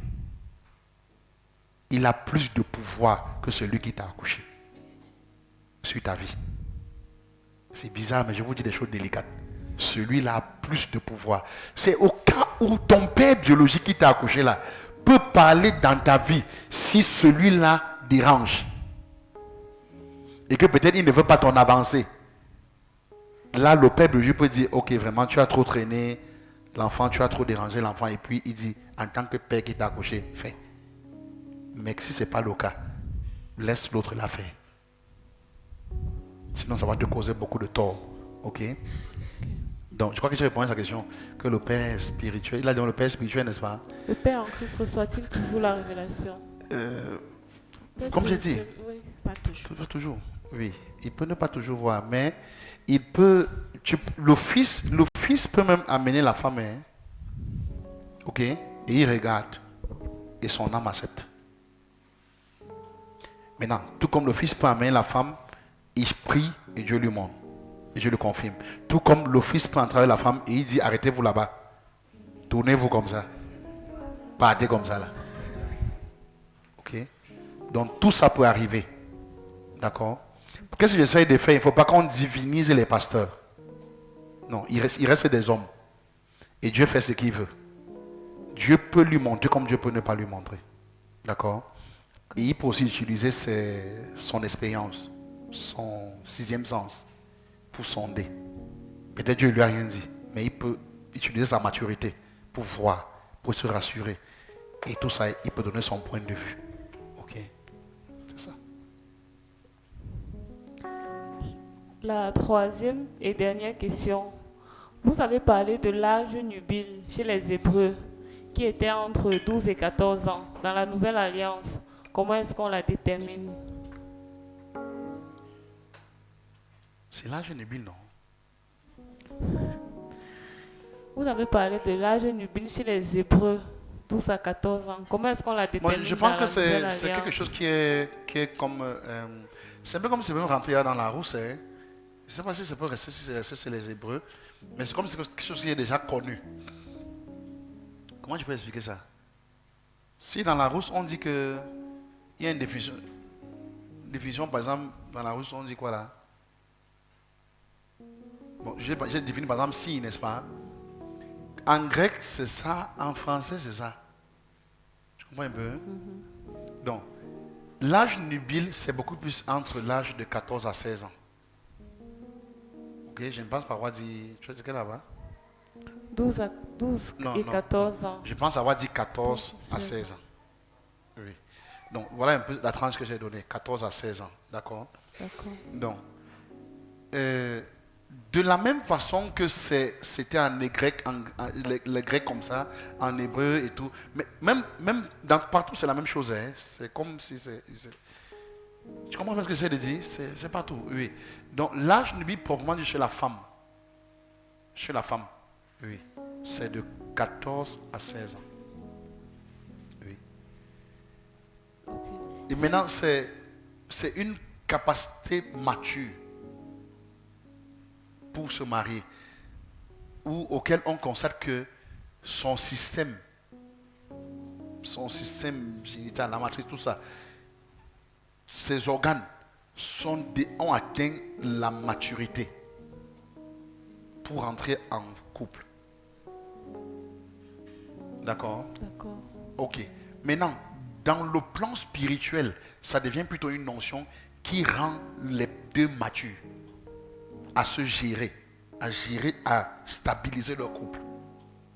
Tu comprends un peu, non? Oui. Quand une fille a déjà l'âge nubile là, c'est-à-dire elle peut déjà concevoir et accoucher. Elle peut vivre avec un homme. Elle peut déjà préparer. Elle peut déjà. C'est dans l'intervalle là. Oui, c'est dans cet intervalle là. Et voilà. J'ai fait un culte dessus où j'ai dit que vos filles doivent se marier plus tard à 18 ans. C'est ça, non? Amen. Oui, oui, il faut qu'elles se marient. Amen. Ok, vous savez, si vous voyez le mouvement des filles aujourd'hui, c'est mauvais. Très. Donc quand ils sont venus me dire que, ah papa, 18 ans là, c'est pas tôt, je peux vous assurer, c'est même tard. Parce que, je vous assure, j'ai vu une vidéo d'une jeune fille de 16 ans qui a fait une partouze avec 5 garçons seuls. Une fille réussit à faire une partouze de 5 garçons seuls, elle a 16 ans. Et vous dites que 18 ans c'est tard. Si tu as le genre de fille là, qu'elle se marie, tu peux perdre ton honneur et ta famille à cause de ton enfant. Hein? Ne blaguez pas. L'âge nubile, c'est des choses de 14 ans, 16 ans. Maintenant, si tu as bien éduqué ton enfant, tu l'as bien enseigné. Quand on voyait la classe aristocratique là, le mariage c'était trop tard, c'est 16 ans, 18 ans, 20 ans. Observez les filles là, les filles de la royauté là, et tout. Quand vous voyez l'âge, là qu'elles sont mariées, on vous dit, c'est les choses de 17 ans, 16 ans, 17 ans, 18 ans. C'est là-bas. Et on dit, tu dois te marier. Les parents même se lèvent, ils disent que tu atteins l'âge nubile, il faut aller te marier. Et ils s'organisent le mariage et pas. Et pas. Maintenant, si tu as bien éduqué ta fille et que tu sens qu'elle est bien enseignée, bien bâtie, bien préparée, si elle trouve son mari à l'âge de 18 ans, laisse-la partir. Parce que mieux n'est pas, si elle te soit une carte après, tu seras dépassé. Parce que je vous assure, quand j'ai vu la vidéo, là, j'ai regardé la fille, je ne sais pas, j'ai dit, je me suis mis à la place des parents même. C'est un gros choc. Et la fille marche dans la rue, elle arrive à l'école, on la renvoie définitivement de l'école. Et puis, je ne sais pas si la fille a détruit sa carrière. Mais 16 ans, vous voyez une fille de 16 ans, les filles qui disent qu'on les a violées là, on vous viole où? Qu'elle est violée? Qu'elle est violée? Comment une fille peut coucher avec 5 garçons à la fois? Et puis vous me dites qu'on a violé. Violé où? On vous viole même comment? Ça, c'est même le vrai viol. C'est même mec qui a violé les gars. Oui, parce que vous allez voir les filles, on dit que non, on m'a violé. Elles sont dangereuses, les filles là. On t'a violé où? Hein? Quand vous voyez la vidéo, elle est animée dedans. C'est comme si un démon l'avait poursuivi, c'est même pas trop quoi. Okay. Et puis vous allez dire que non, non, pasteur, je prends 16 ans et tout. Celle-là, elle t'enseigne la vie, hein. Celle-là t'enseigne la vie. La fille de 16 ans là t'enseigne la vie. Toi qui as 50 ans, elle t'enseigne. Donc ne jouez pas avec ça. Si vous éduquez bien vos enfants, bien votre fille, et qu'elle a l'âge de 18 ans, 19 ans, 20 ans, et qu'un homme demande sa main, envoyer la mariage. Si elle est bien éduquée, elle va réussir dans son foyer. C'est bizarre que les gens ne comprennent pas ça. Ma mère s'est mariée à 18 ans. Mon père s'est marié à 21 ans. Avec ma mère. Oui, je vous dis la vérité. Des très jeunes, des tout petits enfants. Quand ils se marient. Okay? Donc, on ne peut pas dire que vous voulez bien vivre votre vie. Après, faire ce qu'on appelle enterrement, nuit de filles. Enterrement, nuit et garçons. Et puis, vous allez faire des choses bizarres. On dit non, c'était l'enterrement. C'est l'enterrement. Hein? C'est ça? D'accord. Donc, en fait, qu'est-ce que je suis en train de dire? C'est l'âge là, tu as déjà le potentiel divin. Et c'est ça que cette fille dans la vidéo a déclenché. C'est ça. Et elle déclenche du mauvais côté. Parce que tout est déjà mis en place. Mais sauf qu'elle déclenche du mauvais côté. Là, la fille a déjà atteint, tout son appareil est déjà là. Elle peut déjà concevoir, elle peut déjà. Maintenant, rassure-toi juste de bien l'éduquer. Il y a des choses que tu dois lui dire, tu dois parler avec l'enfant là. Il y a des conseils que tu peux lui donner. Tu peux lui donner des conseils de mariage, conseils sur les hommes. Tu peux lui dire son homme. Tu peux déjà. Là, si maintenant deux familles matures, responsables, qui se respectent, moi je peux regarder une fille dans une famille et que je connais mon ami. Je connais ce monsieur. Je connais sa femme. Et que la fille grandit dans l'éducation normale et tout. Et je sais que mon fils est bien éduqué. Je l'ai choisi pour mon fils. Hein. Si Daniel n'a que 20 ans, 21 ans, et qu'il a déjà la posture de se marier, ok, le travail, l'éducation, la sagesse qu'on sort, et que la fille là-bas n'a que 18 ans, je vais dire, mettons les enfants là ensemble. Avant qu'ils n'entrent dans une vie de catastrophe, laissez-les ensemble. Parce que même quand tu peux épouser une fille qui a déjà eu des expériences sexuelles, dedans là tu vas faire comment? Ou un homme peut épouser une fille qui n'a pas d'expérience sexuelle, lui il a des expériences sexuelles. Et il peut épouser une femme qui n'a pas d'expérience sexuelle. Dedans c'est compliqué. Mieux vous vous mariez à deux, sans vous ne connaissez rien. Le jour là, vous dites comme ça là, vous vous demandez on fait comment? Et puis tu dis, mettons un peu la main comme ça. Vous mettez. Mettons du côté-ci. Vous mettez. Mettons sur la tête. Vous mettez. Et puis le jour s'élève. Hein? C'est pas ça. Et le jour s'élève, non? Et quand le jour s'élève, on dit, ouais. Hein? Le soleil, non. Le jour s'élève, on est content.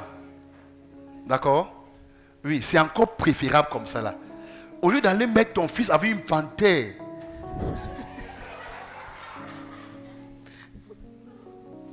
Gringo.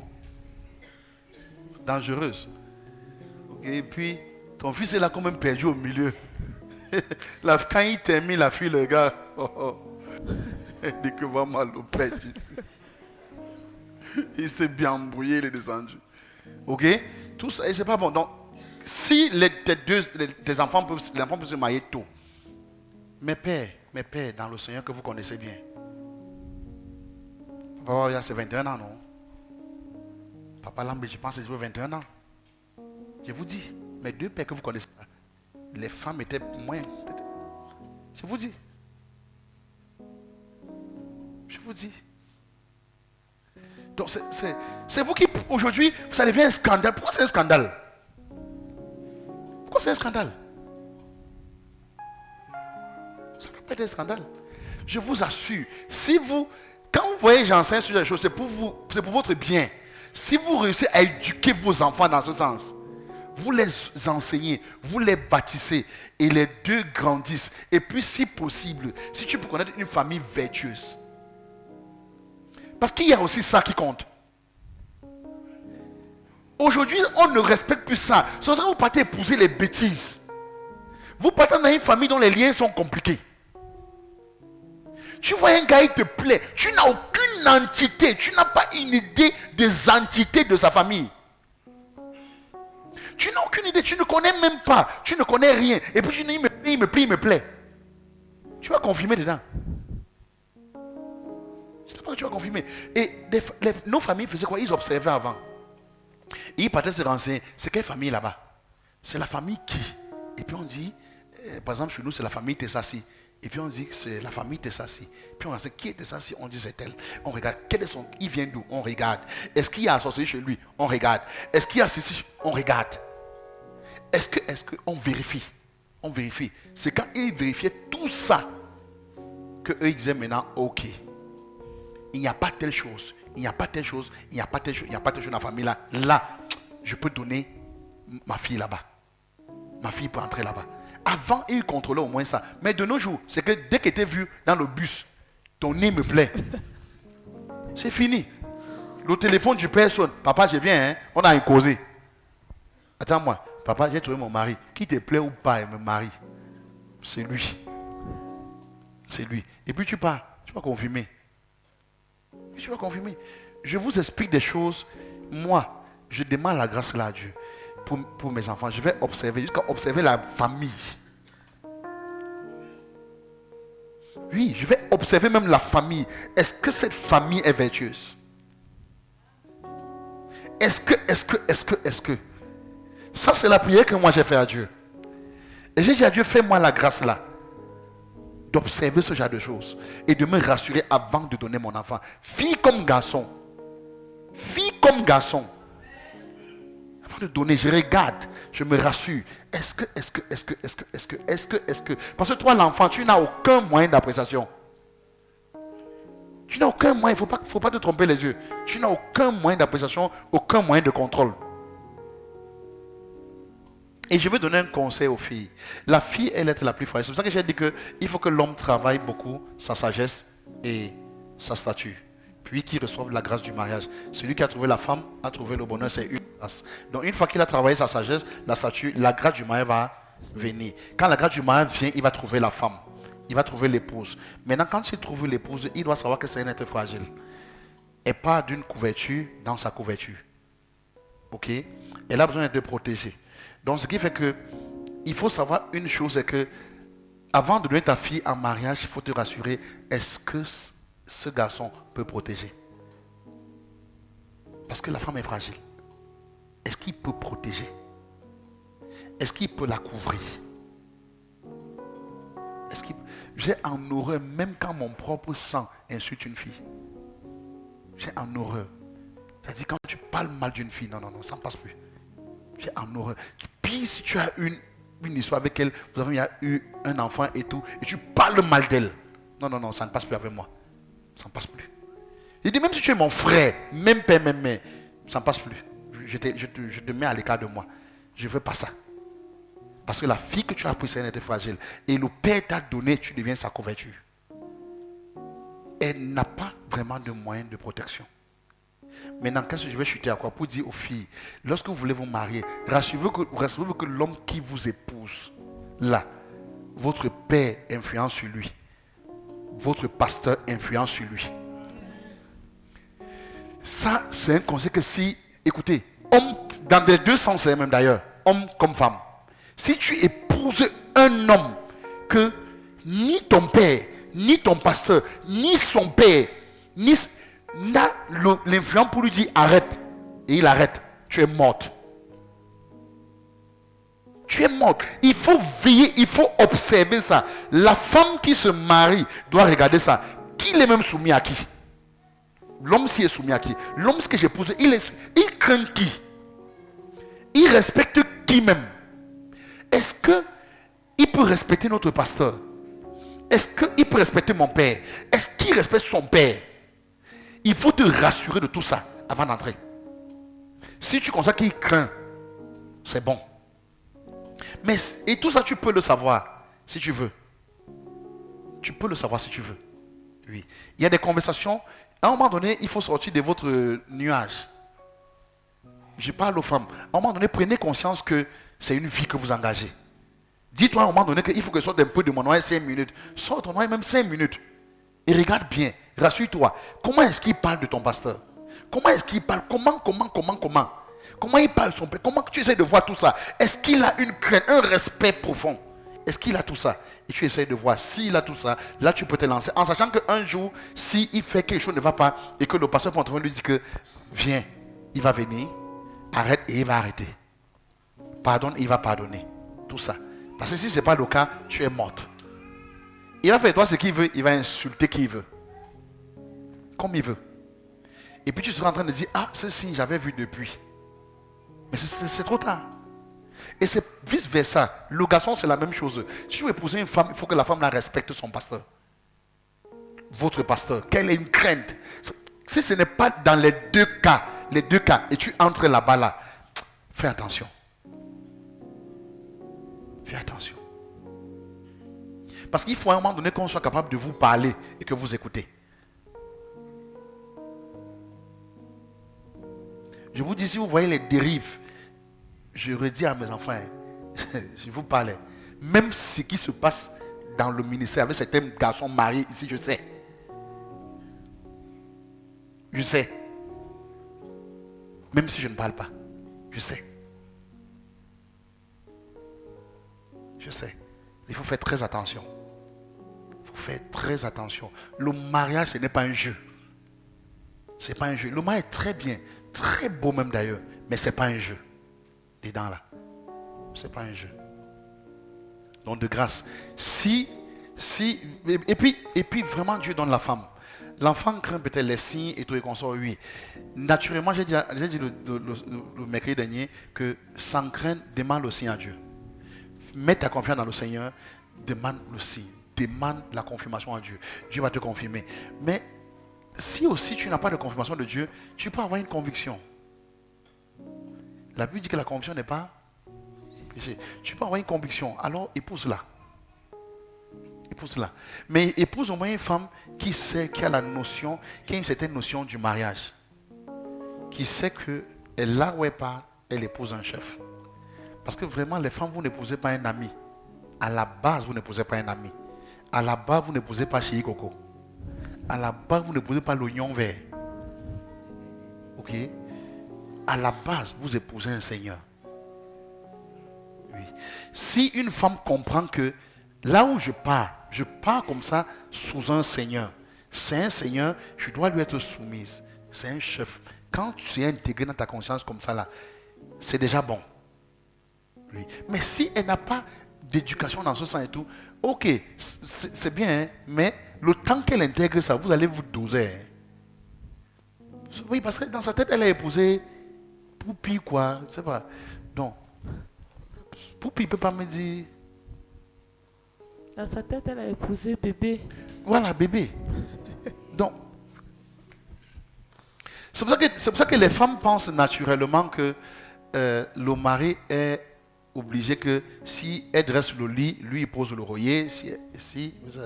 Non. Il peut aussi s'asseoir, tu fais ça, il ne dit rien. Mais il ne doit pas aussi te laisser faire ça chaque jour. On sait tout ça. On sait tout ça. Il doit t'aider. Ok? Vous devez me mettre ensemble. Ok? Je suis en train de dire qu'à la base, mettez-vous dans la tête, vous épousez un chef. Amen. Donc, maintenant, si vous vous mettez dans la tête que vous avez épousé un chef, maintenant, il faut donc vérifier est-ce qu'il comprend les valeurs d'un chef. Voilà. S'il comprend les valeurs d'un chef, je me soumets à lui. Parce qu'il connaît. Quelqu'un qui connaît. Vous savez, Jésus explique ce que c'est la chefferie. Jésus explique ça. Ok? Il dit le plus grand, c'est. Il explique les valeurs d'un chef. Il ressort ça. Je ne suis pas là pour sortir ça. Je vais vous enseigner dessus. On avait déjà parlé de ça. On avait déjà parlé de ça. Voilà donc. Jésus explique ça. Donc toi, la femme qui part te marier, il faut d'abord observer ça. Est-ce qu'il a ça? S'il n'a pas ça, il n'est pas mariable. Il n'est pas mariable. Parce que tu pars dans la mort. On ne se soumet pas aux idiots. Non, on ne se soumet pas à un idiot. Donc c'est un peu ça. Ok, maintenant, quand la femme a réussi à trouver les valeurs là dans son homme, quand elle a trouvé les valeurs là, non, soumets-toi. Amen. Soumets-toi. Aime-le. Il peut s'asseoir aussi sur le lit, avec son ordinateur sur les pieds, et vraiment avec son petit jeu à côté, et il te dit, arrange, tu arranges. Ok? Et quand tu finis tout, il se lève maintenant dans la chaise, il dit, essuie la chaise où il était assis, tu es assis, tu essuies. Et il se couche au lit où tu as arrangé. Hein? Tu peux encore rien la chaise où il était assis. Ok? Là aussi, il faut admettre ça. D'accord? D'accord. Oui. Parce que si vous n'admettez pas ça, que le type, si, c'est un seigneur, c'est un chef, vous allez avoir trop de problèmes. Et de nos jours, on épouse trop les poupinous, papillous, bé, chou. Mon oignon vert, c'est ça qu'on épouse. Donc, mon chou, voilà. Donc, quand tu le vois, tu vois le chou.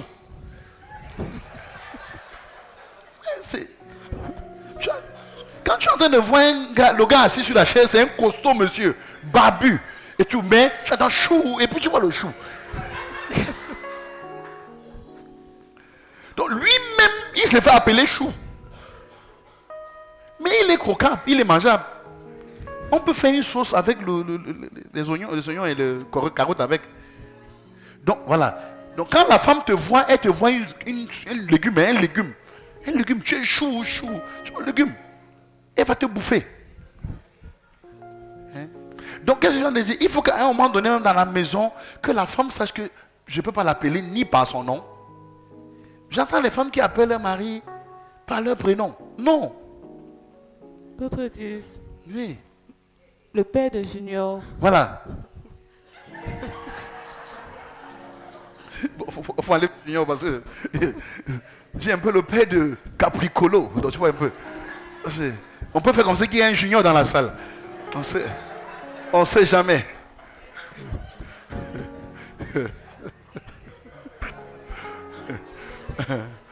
Alléluia. Amen. Donc c'est un peu ça. Donc en fait, si tous ces éléments-là sont réglés, ok, je pense que mon jeune frère ne doit pas trembler. Ok? Si ces petits éléments sont réglés, la femme a une certaine éducation. Elle a compris certaines valeurs. Dis-lui aussi, il peut ne pas avoir des signes directs de Dieu, mais il peut aussi observer certaines valeurs chez la femme. Il peut observer ça et savoir que ces valeurs-ci là, ce sont de bonnes valeurs. Ça, c'est déjà bon. Ce que je vois ici, c'est déjà bon aussi. Je peux aller loin avec elle, avec ça. Oui.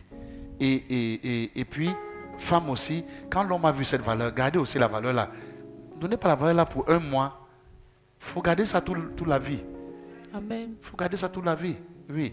Parce que quand il voit ça aussi, il est touché. Il dit waouh. Et c'est pour ça que tu vois un parent observe une fille pour son fils. Il y a des choses qu'il observe, il cherche. Il y a des choses qu'il cherche.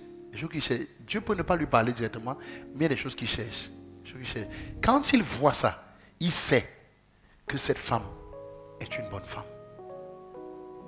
Il sait. Il sait qu'elle est une bonne femme. Ok? Donc vraiment qu'il soit fortifié, qu'il tienne le coup et que Dieu lui donne le signe. Amen. Je pense que cette histoire dérange beaucoup les gens. Hein? Apparemment, les signes, ça dérange les gens. Que Dieu vous donne les signes pour l'épouse, c'est une bonne chose. C'est bien que Dieu donne le signe. Donc que Dieu lui fasse grâce au nom de Jésus. Amen. Mais s'il n'a pas reçu son signe, il peut étudier, comme j'ai dit, dans d'autres paramètres. Oui, il peut étudier dans d'autres paramètres pour se rassurer avant de l'épouser. Mais vraiment, la base selon laquelle il me plaît, mon cœur bat, c'est 0. Il ne faut pas utiliser le côté là. Il me plaît, mon cœur bat, je l'aime trop. Non, il y a des choses que tu dois voir qui sont plus loin que ça, qu'il faut voir. Si tu réussis à trouver les valeurs là maintenant, même au bout de 10 ans, il aura toujours ça. Maintenant, il faut seulement entretenir ça. Et il faut savoir lui dire, même avant votre mariage, que j'ai observé telle chose, ça m'a plu. Si tu peux garder ça, ce Je ne veux sera pas chercher ça sans trouver. Je veux pas chercher sans trouver. Et puis la femme aussi doit dire à l'homme, j'ai aussi vu Telle chose. telle chose. Je veux pas aussi chercher ça Sans trouver. trouver. Et c'est bien. Là, au bout de 5 ans, il faut vous rappeler ça. Que tu sais, tu étais... Et puis, il faut avoir l'humilité de dire, c'est vrai, je me répands. Et puis, tu relances dans ça. OK? Voilà, donc c'est un peu ça. Donc, tant qu'il est un fils de Dieu, Dieu lui donnera une bonne femme. Amen. Notre prière, c'est que Dieu lui accorde le signe. Et qu'au moment opportun, qu'il voit le signe. Amen. Ça, c'est notre prière. Mais Dieu est Dieu. Dieu est souverain, ok? Nous prions et nous laissons Dieu décider. Donc maintenant, si Dieu lui donne le signe, gloire à Dieu. Si Dieu ne donne pas, qu'il utilise les axes que j'ai dit là, pour essayer quand même de regarder, avant de se lancer n'importe comment. Qu'ils ne prennent pas une femme qui va venir gâter sa famille, qu'ils ne prennent pas une femme qui va détruire son ministère, qu'ils ne prennent pas une femme qui va. Non, non. Ok? Oui, qui regarde certaines valeurs importantes avant d'épouser la fille. Tout ce que j'ai cité là, ça lui fera du bien. Vivement que Dieu le bénisse. Amen. Nous allons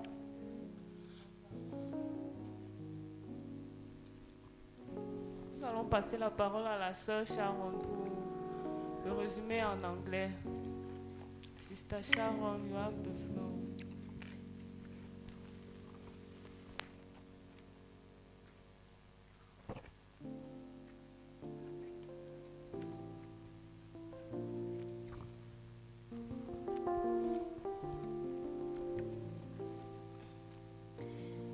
Good evening once more, my fellow netizens and listeners.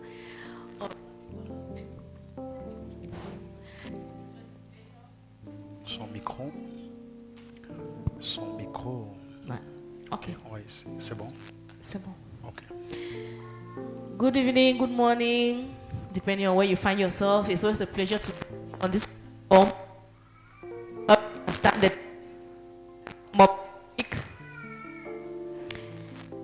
it's a blessing to have you, because if you are here, it's because you're there. It's because you have questions, you have prayer questions that we try to answer. That said, today's question is about choice of a spouse. For 3 weeks now, we're talking about signs.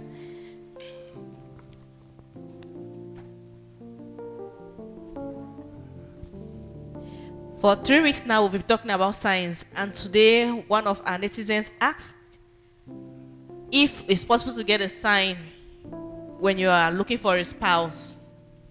Yes. You're looking for a wife or looking for a husband. And we'll answer the question straightforward. Yes, you can have a sign. Now, the question, he has 3 sub-questions. One of them is, I will take them not in order, but I will try to summarize them so that you get a general view of it. So he's asking, is it possible to have a sign? Can God give you a sign when you're in search of a partner? As already said, yes, you can have a sign. But then, if you don't receive a direct sign, there are other indicators that you can look for. For instance, you may be looking for a particular quality, or you may observe, taking a man looking for a woman to marry.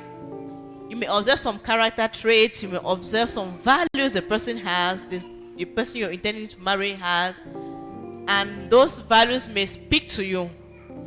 And you're convinced, even if you don't have a sign from God and you're convinced, then you can go ahead and marry that person. And then there's the option of, but you have to note, let me put this down clear. When it comes to the choice of a spouse, the father of a child, the man or the woman, is the one who chooses. Actually, biblically, is the father who chooses a spouse for his child. The father has to say. Now, it can be biological, it can be spiritual. He has to say. If you have both, they both have something to say. Then, now we are talking of a father. We actually mean a father, not someone who just, who said, impregnated your mother. But a father, someone who has played the role of a father, who has groomed you and nurtured you. That's what we are talking about, a father in that sense. So he has a word to say. He is the one who actually chooses. He's the one who has a choice. He's the one who has a word to say.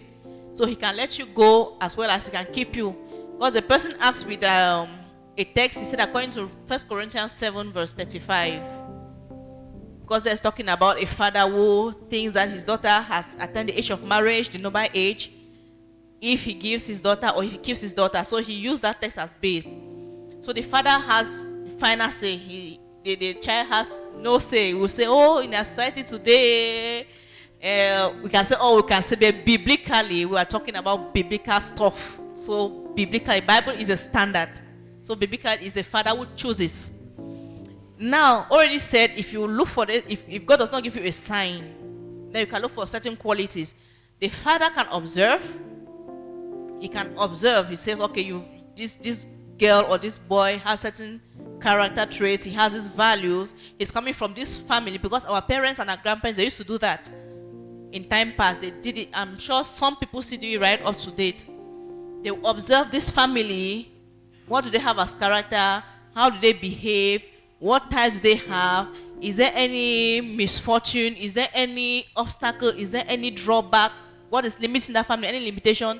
They observe all those stuff, and then they finally decide if to send their child to the family or not. So that's the father will do that, and then decide to give the child or not. You too, on the other hand, you can present someone, and the father will observe. Okay, let me see if I can find this, I can find that, I can find. From there, he can tell if this child is a wife or a husband material or not. Because nowadays we see a lot of things happen in marriages. It is said that the roof covers a lot of stuff.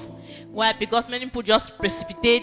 You see somebody on the road, you say, I like the person, I have fallen in love with him, and I'm going to marry him. Father, you like it or not, I will marry him. And when we look down the road, years after, you see the troubles that arise from there, because the basis was, first of all, wrong. The basis was not according to the father's word. The father let you go because you were heady, and he did not want to lose you, so he let you go. But for everything we do, we always pay a price. There's always a price to everything.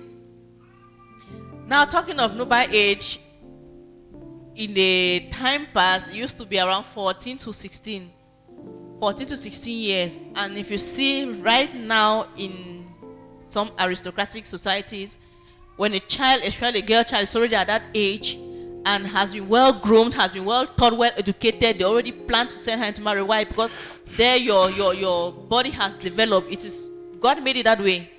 He has already put all the necessity for you to get married and to procreate. So it is fully developed for you to go in and have children.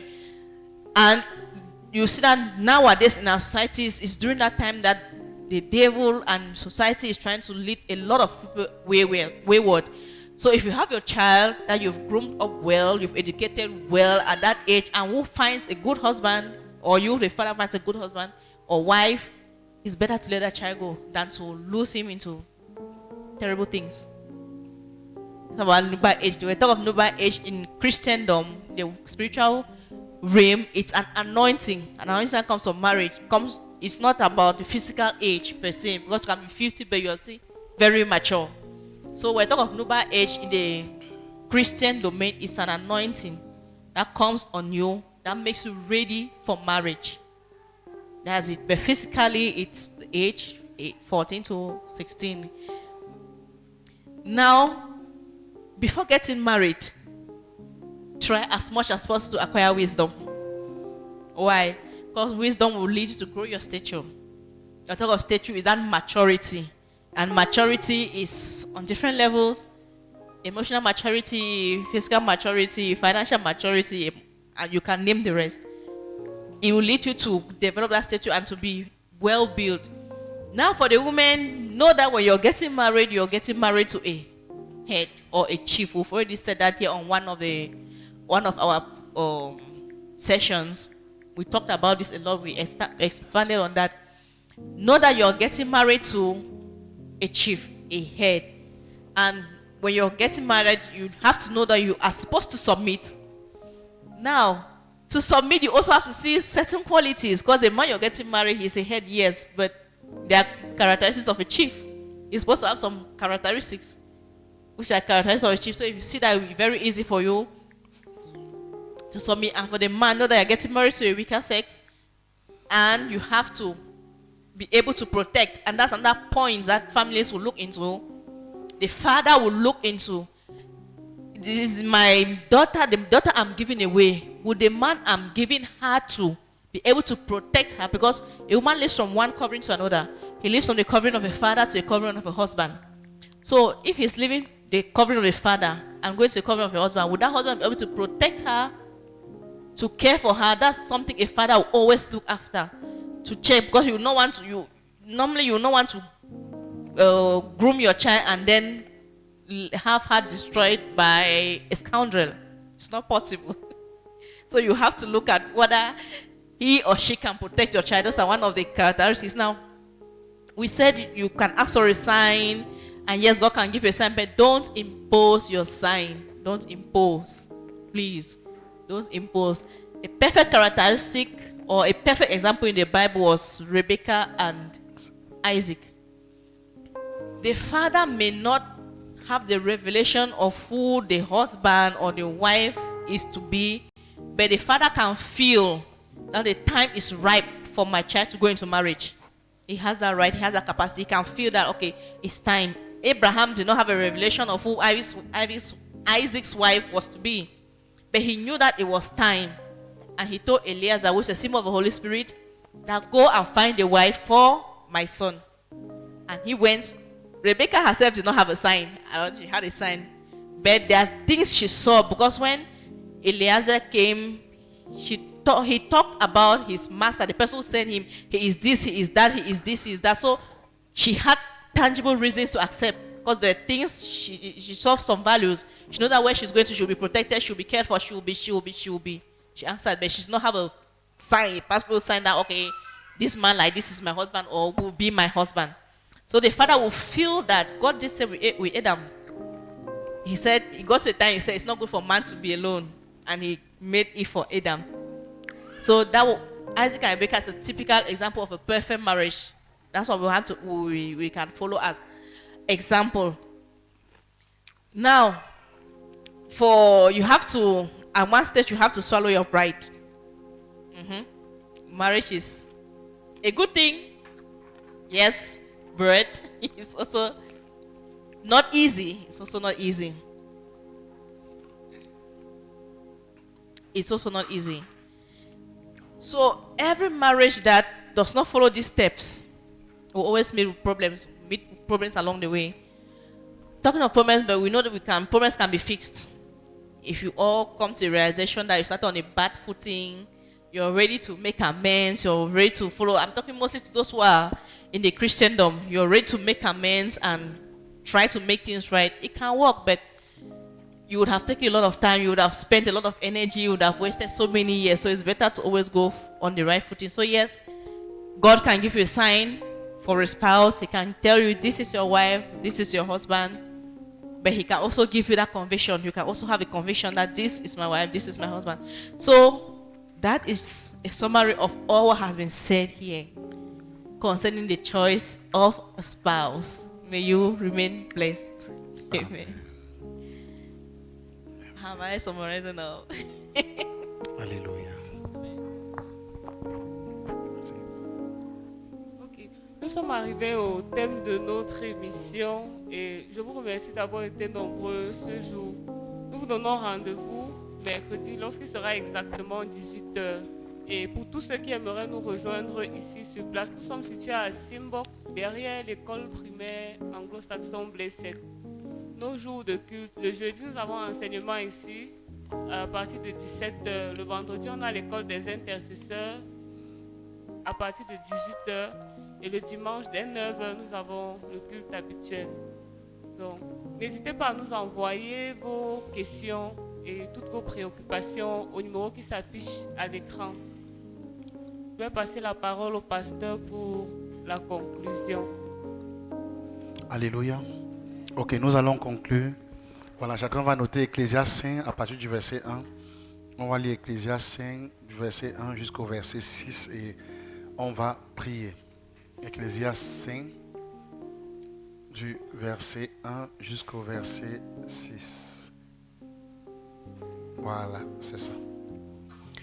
Il est dit, ne te presse pas d'ouvrir la bouche et que ton cœur ne se hâte pas d'exprimer une parole devant Dieu. Car Dieu est au ciel et toi sur la terre. Que tes paroles soient donc peu nombreuses. Car si les songes naissent de la multitude des occupations, la voix de l'insensé se fait entendre dans la multitude des paroles.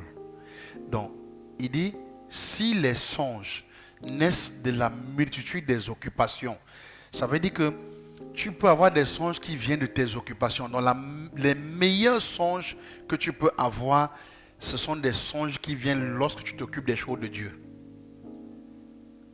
Donc, plus tu t'occupes des choses de Dieu, plus tu reçois l'orientation de Dieu. Quand tu es concentré sur la chose de Dieu, tu reçois la révélation de l'épouse. Parce que Dieu va s'occuper aussi de tes choses. Dieu saura qu'il est temps pour toi de te marier, alors Dieu va s'occuper de ton mariage. Donc, ce texte vient un peu nous dire que oriente tes occupations. Oriente tes occupations. Parce que la majorité des songes naissent de la majorité des occupations. C'est la majorité des songes. L'enfant a eu un songe où il a eu des signes, mais en fait, quelque part, il y a une occupation derrière. Donc, il faut que ton occupation soit centrée sur le Seigneur. Plus tu t'occupes des choses de Dieu, alors Dieu commence à s'occuper de tes choses. Alors Dieu s'occupera de ton mariage, Dieu s'occupera de te donner des signes pour la vraie épouse. Il dit, la voix de l'insensé se fait entendre dans la multitude des paroles. Verset 3, il dit, lorsque tu as fait un vœu à Dieu, ne tarde pas à l'accomplir car il n'aime pas les insensés. Accomplis le vœu que tu as fait. Verset 4, vaut mieux pour toi ne point faire de vœu que d'en faire un et ne pas accomplir. Verset 5, il dit, ne permets pas à ta bouche de faire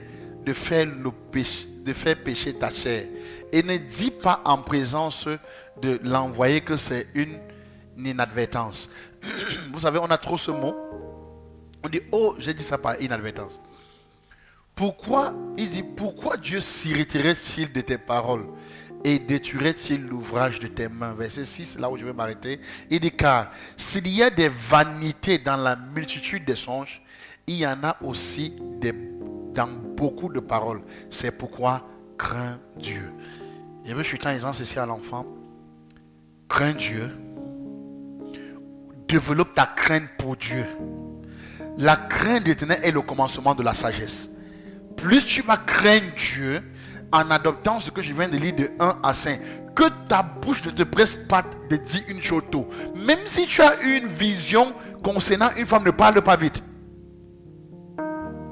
Tu n'es pas sûr. Et ne te presse pas de dire déjà que cette vision vient de Dieu. Ne te presse pas. Donc, parce que c'est que Dieu est au ciel. Toi, tu es sur la terre. Concentre-toi à travailler ta crainte pour l'Éternel en t'occupant des choses de Dieu. Plus tu vas développer ta crainte pour l'Éternel, plus tu vas acquérir la sagesse va commencer à t'enseigner. Parce que la sagesse parle. Et quand elle va t'enseigner, elle va fabriquer ta statue, elle va bâtir ta statue et elle va te conduire à recevoir la grâce de l'épouse. Et quand tu auras la grâce de l'épouse, tu feras un bon mariage. Donc que Dieu le bénisse abondamment. On va prier le Seigneur. Père, je veux te rendre grâce pour ce moment de rassemblement en famille et pour la question qui a été posée, et te rendre grâce aussi pour le Fils qui a posé cette question. Qu'il soit béni au nom de Jésus.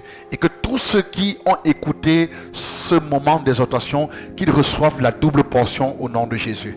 Au nom de Jésus-Christ, je prie, Père, afin que, oh Dieu de grâce, que personne ici ou personne connectée qui suit ce programme délicat depuis 3 semaines concernant les signes ne rate un signe au nom de Jésus. Je te supplie, Père, que lorsqu'une femme voudra se marier et qui nous suit en ce moment, donne-lui le signe qui confirme que c'est le mari. Si c'est l'homme, donne-lui le signe qui confirme que c'est la femme au nom de Jésus. Parce que le choix du conjoint a toujours été le problème des humains, Seigneur. On a toujours des difficultés et même des peurs à nous lancer dans une relation parce qu'on ne comprend plus rien. Le monde va de mal en pire. Mais nous croyons que la grâce est disponible pour nous donner l'épouse qu'il faut, pour donner le mari qu'il faut au nom de Jésus. Je prie, Père, afin que toute personne qui m'a écouté en ce moment précis, que toute fausse relation éloigne, parte de lui au nom de Jésus. Quitte ta présence au nom de Jésus.